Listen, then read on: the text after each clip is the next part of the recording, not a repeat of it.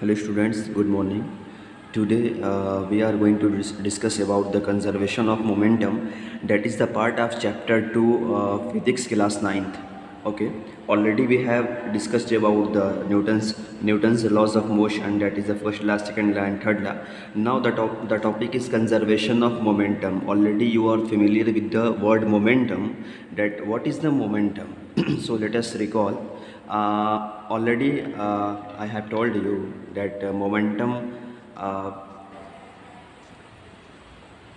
is the multiplication or a product of the mass and the velocity. Suppose an object having mass m and moving with velocity v, then the momentum of that body will be m into v. तो किसी भी चीज़ का जो momentum होता है मतलब कि उसके वेलोसिटी पे और उसके मास पे डिपेंड करता है. यानी कि अगर कोई चीज़ रुकी हुई है यानी कि वेलोसिटी ज़ीरो है तो उस कंडीशन में क्या होगा, मोमेंटम ज़ीरो होगा. तो मोमेंटम का मतलब होता है मूवमेंट करना. ठीक है, यहीं से ये वर्ड आया है.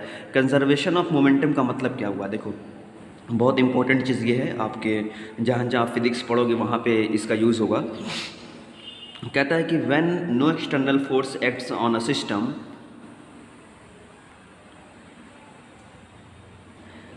The total momentum of the system is remains constant. कहता है कि जब किसी भी ऑब्जेक्ट पे या किसी सिस्टम पे, सिस्टम का मतलब जैसे यहाँ पे दो ऑब्जेक्ट को लिया गया है ए एंड बी, दो बॉल है, ठीक है, दोनों मूव कर रही है. तो जब ये एक पूरा सिस्टम हो गया, ए और बी यानी दो बॉल का एक सिस्टम है, दोनों मूव कर रहा है, तो कहता है कि when no external force acts on a system the total momentum of the system is remains constant. तो जब किसी भी सिस्टम पे कोई एक्सटर्नल फोर्स काम नहीं करेगा, मतलब कि हम उस पर क्या करेंगे, बाहर से कोई फोर्स नहीं लगाएंगे, तो ऐसी जैसे मान लो इस पर कोई फोर्स नहीं दिया गया, ठीक है, कोई फोर्स नहीं दिया गया, तो कहता है कि इसका जो सिस्टम का जो मोमेंटम होगा क्या होगा, कांस्टेंट होगा. यानी कि जो है पहले जो था वही होगा. चाहे कंजर्व का मतलब होता है सुरक्षित रख लिया जाए, ठीक है, सेफ. तो जो मोमेंटम पहले था वही होगा. तो मैं इसको डिटेल से समझा दे रहा हूँ. यहाँ पे आगे लिखा हुआ है कि डैटिस, ये डैटिस का सिंबल है. The momentum before collision and after collision remains the same.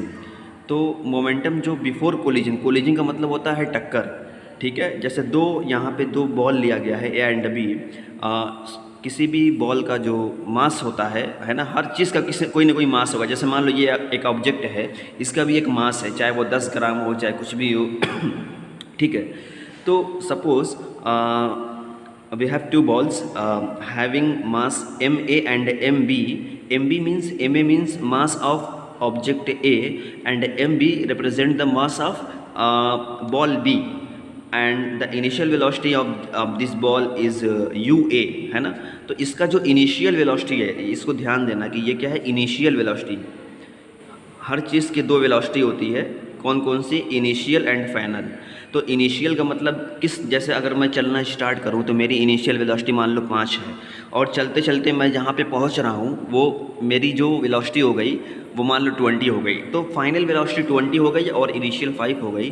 तो यही डिफरेंस होता है ना. जो हम चलना स्टार्ट करते तो हमारी इनिशियल क्या थी, अगर कोई ऑब्जेक्ट यहाँ रुकी है तो इसकी इनिशियल वेलोसिटी 0 हो जाएगी. अगर ये थोड़ा देर चलने के बाद रुक गया तो इसकी फाइनल वेलोसिटी 0 हो जाएगी. तो यू का जो सिंबल होता है, you represent the initial velocity of any object और एनी बॉडी, ठीक है.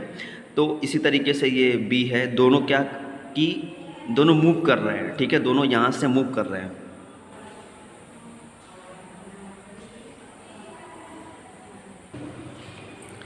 तो यहाँ पर क्या हुआ कि कुछ समय के बाद मान लो कि इसकी वेलोसिटी ज़्यादा थी, इसकी कम थी, है ना. तो जब इसकी वेलोसिटी ज़्यादा होगी और इसकी कम होगी तो क्या होगा कि थोड़ी देर के बाद या कुछ समय के बाद आफ्टर टी टाइम ये जाके इससे टकरा जाएगा, यानी कि टक्कर हो जाएगी. अगर इसकी वेलोसिटी ज़्यादा हो गई, इसकी वेलोसिटी कम हो गई तो ये आगे निकल जाएगा, कहीं पे टक्कर नहीं हो पाएगा. तो ये कंडीशन यहाँ पे होनी चाहिए कि u a always greater than u b, तभी जा करके ये टक्कर हो पाएगा. This is the condition for before collision, ठीक है. ये ज़्यादा होनी चाहिए. तो यहाँ पर ड्यूरिंग कोलिजन में क्या हुआ कि जब टक्कर हुई, तो टक्कर जब होती है तो आपने न्यूटन से थर्ड लॉ पढ़ा हुआ है. तो न्यूटन से थर्ड लॉ ये कहता है every action has equal and opposite reaction.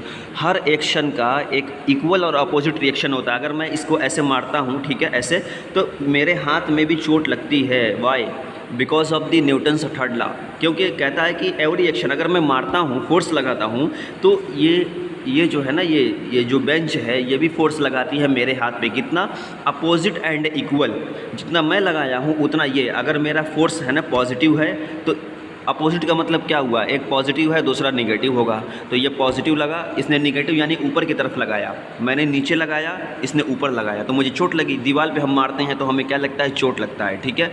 तो इसी तरीके से क्यों होता है, बिकॉज ऑफ न्यूटन से third law of motion, every action has equal and opposite reaction, ठीक है। तो इसीलिए बहुत सारे एग्जांपल्स आप देखेंगे, मैंने आपको वीडियो भी सेंड किया था कुछ इससे रिलेटेड, तो आप बहुत सारे एग्जांपल देखेंगे जो न्यूटन से थर्ड लॉ के हैं। तो कहता है कि जब ये इससे जाके टकराया तो जितना फोर्स इसने लगाया उतना फोर्स इसने भी लगाया। तो यहाँ पे एक चीज़ मैं आपको बता दूँ कि फोर्स यानी कि जब ए जाके बी से टकराया तो एफ ए बी हुआ, फोर्स यानी ए द्वारा बी पे लगाया गया, ठीक है। इसी तरीके से तो बी ने भी ए पे लगाया, यानी कि ये उल्टा हो गया, पहले बी लिखा जाएगा, इसका मतलब कि बी ने ए पे फोर्स लगाया, कितना, इक्वल, और अपोजिट का मतलब ये हुआ कि एक ऊपर से लगा, एक इस साइड से लगा, दूसरा इस साइड से लगा, क्योंकि एक इधर जा रहा था और दूसरा जो है वो भी इधर जा रहा था, लेकिन जब टक्कर हुई तो ये क्या करेगा, ये इसको रोकना चाहेगा ना, तो ये इसने इधर फोर्स लगाया। तो इसीलिए एफ ए बी मीन्स के force applied during collision by A on B and minus F B A, that means force applied by B on A, ठीक है। तो अब देखो, आफ्टर कोलिजन, टक्कर के बाद दोनों अलग हो गए। क्यों अलग हो गए, जाहिर की बात है, जब दो बॉल को हम लड़ा देंगे, दोनों को टक्कर करा देंगे, तो कुछ देर के बाद दोनों अलग अलग हो जाएंगी, ठीक है। तो आफ्टर कोलिजन मास तो वही रहेगा, मास कभी चेंज नहीं हो सकता है। Remember one thing, mass can never be change of any body, अगर वो शुरू में जितना मास है हमेशा उतना ही रहेगा, ठीक है। हाँ, वेलोसिटी चेंज हो सकती है। अब देखो ये फाइनल वेलोसिटी का सिंबल है, ठीक है, ये जो v होता है ये फाइनल वेलोसिटी होती है, this is the symbol of final velocity, इसका वेलोसिटी v है, इसका वेलोसिटी v भी। तो तीन केस है, before collision, during collision, after collision, ठीक है। अब देखो मोमेंटम क्या होता है, momentum of any body is equal to product of mass and velocity. तो momentum of ball A before collision, collision के पहले इसका मास क्या था, एम ए था, तो मास तो वही रहेगा। वेलोसिटी क्या थी, यू ए थी। तो ये बताओ कि बिफोर कोलिजन जो हमारा मोमेंटम था ए का, क्या हो जाएगा, एम ए यू ए, क्योंकि क्या होता है, मास इंटू वेलोसिटी होता है ना, मास इंटू वेलोसिटी।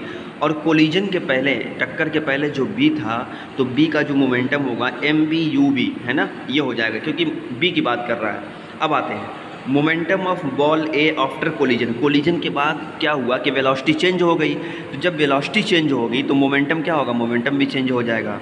तो इस तरीके से ये एम ए वी ए किसका है, ये आफ्टर कोलिजन बॉल ए का है ना, mass into velocity, m b into v b means momentum of ball b after collision.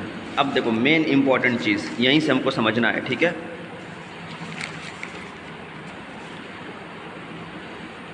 तो अब हमको निकालना है rate of change of momentum.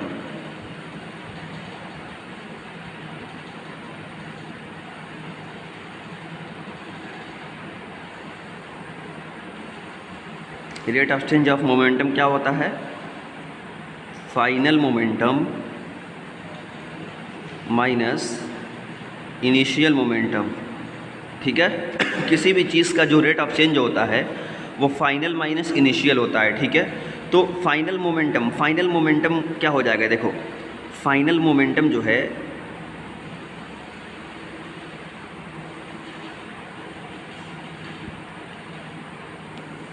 देखो, तो फाइनल मोमेंटम क्या हो जाएगा, rate of change of momentum में फाइनल मोमेंटम यानी कि एम ए, है ना, एम ए बॉडी ए का एम ए। अब फाइनल का मतलब क्या हुआ कि final velocity minus initial velocity, ठीक है। आप ऐसे कर लो, नहीं समझ में आ रहा है तो फाइनल मोमेंटम जो है हमारा एम ए वी ए और minus M A U A, किसका है ये बॉडी ए का है, ठीक है, बॉडी ए का m A V a m A you a, final momentum minus final momentum minus initial momentum. तो ये रेट है ना, रेट ऑफ चेंज का मतलब ये होता है, टी से डिवाइड कर देते हैं। देखो तो ये क्या हुआ, यहाँ से एम ए कॉमन ले लेंगे तो एम ए हो जाएगा ये हमारा we A minus U A upon में टी।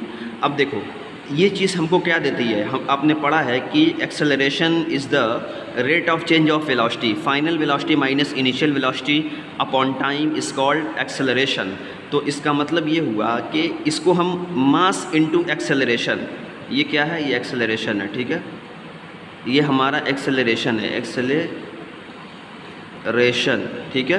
तो मास इनटू एक्सेलरेशन क्या हो गया,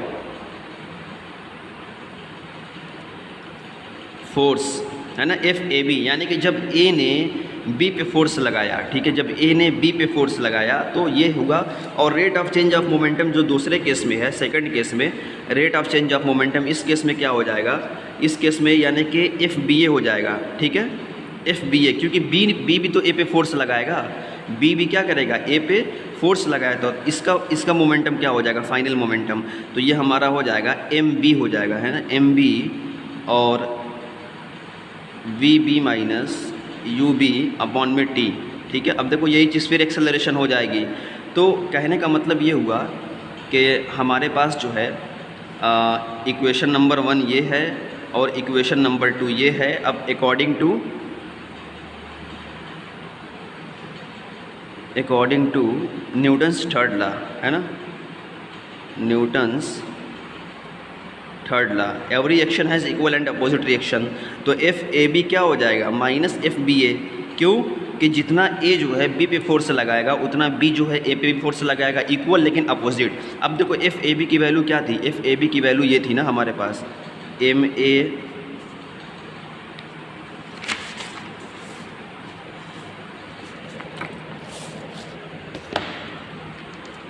ठीक है, ये हमारा जो है ये एम ए है, एम ए, और ये हो जाएगा V A minus U A upon में T which is equal to minus F B A, minus यहाँ रहेगा और एफ बी ए की वैल्यू कितनी है यहाँ पे, m B we B minus u b upon में टी से टी कैंसिल आउट हो जाएगा, सेम टाइम में है। अब इसी को आगे लेके चलते हैं, इसको क्या करेंगे, इसको मल्टीप्लाई कर लेंगे, तो ये हमारा हो जाएगा, यहाँ पे आगे मैं कर देता हूँ, ये हमारा हो जाएगा M A V A minus M A you A. इसी तरीके से इस साइड में क्या हो जाएगा, M B we B minus M B you B. अब क्या करेंगे, इसको मल्टीप्लाई कर लेंगे, ठीक है, आपस में minus M B we b और ये प्लस हो जाएगा एम बी यू बी, ठीक है। और ये हमारा था ही यहाँ पे एक सिंपल सी कैलकुलेशन है, अगर मैथ्स अच्छी से आता है तो आप कर लोगे। अब क्या करेंगे कि जो नेगेटिव है इसको एक तरफ लेके चले जाओ, ठीक है, पॉजिटिव को एक तरफ लेके चले जाओ। तो यहाँ पे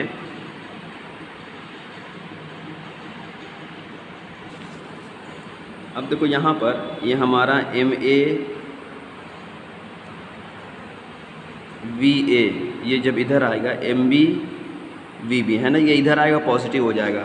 इसी तरीके से इस साइड में क्या है, ये जब इधर आएगा पॉजिटिव हो जाएगा, ये हमारा जो है m A you a plus m B you b. तो इसको आप जब ये दोनों चीज़ें इक्वल है तो इसको चाहे इधर लिखो, इसको चाहे इधर लिखो, है ना। तो एक तरीका होता है, सिस्टम होता है लिखने का, तो उसको हम लोग लिखेंगे। ये हमारा हो जाएगा M A you a plus m B you b which is equal to m A V a plus m B we b. तो देखो बेटा ये क्या है, ये जो है टोटल मोमेंटम बिफोर कोलिजन, क्योंकि बिफोर कोलिजन वेलोसिटी क्या थी, यू थी, आफ्टर कोलिजन टक्कर के बाद वेलोसिटी क्या थी, वी थी। तो बॉडी ए बॉडी बी का जो बिफोर कोलिजन है तो ये हमारा मोमेंटम हो गया, मोमेंटम है ना, mass into acceleration, momentum before collision, ये क्या है, ये इक्वल टू है मोमेंटम आफ्टर कोलिजन, ठीक है।